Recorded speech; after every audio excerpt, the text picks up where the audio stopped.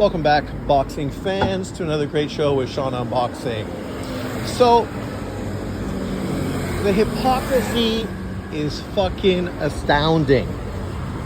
Imagine needing to make video after video after video after video trying to fucking cap for Bud Crawford. And this is no hate to Bud Crawford.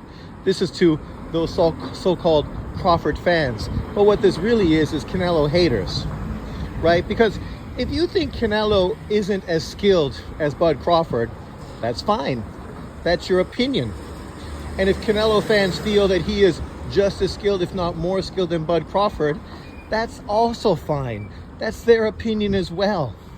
The reality is, now you're trying to dismiss the possibility of Canelo Alvarez beating Bud Crawford by making excuses about the size disadvantage that Bud Crawford's going to be at consistently. If Bud Crawford is that great, then the size advantage should not matter at all. Because let me tell you, when Usyk fought Tyson Fury's advantages over Alexander Usyk are way bigger than Bud Crawford's disadvantages versus Canelo Alvarez. Not only did Usyk have the disadvantage of not being as tall, not being as heavy, not being as long as Tyson Fury, right? He's also older as well. In this case, Bud Crawford may not physically weigh as much or be as muscular or as dense muscularly as Canelo Alvarez. But height-wise, he's the same.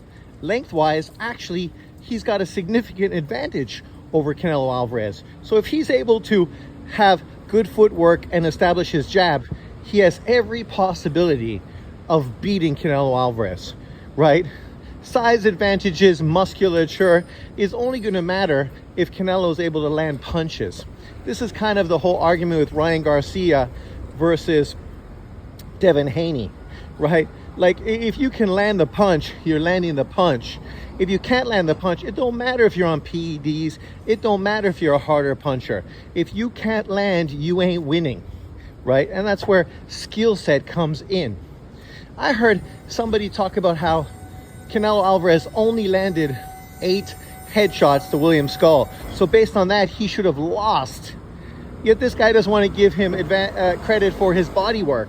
Yet when Devin Haney wasn't able to land headshots to Lomachenko and really was only effective landing body punches, people acted like body punches were the most significant thing in the world. The way these guys move the goalpost consistently is really the biggest problem here, because they expose themselves consistently with this hypocritical double standard. This is a great fight. May the better man win. If that is Canelo Alvarez, congratulations to him. If this is Bud Crawford, congratulations to him. Trying to make excuses so you don't give Canelo Alvarez credit for beating Bud Crawford is almost as ridiculous as then giving credit to Errol Spence for beating Mikey Garcia.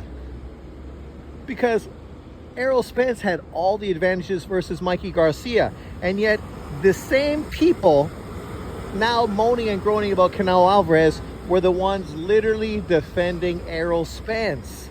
Like, consistently, this becomes a racial double standard.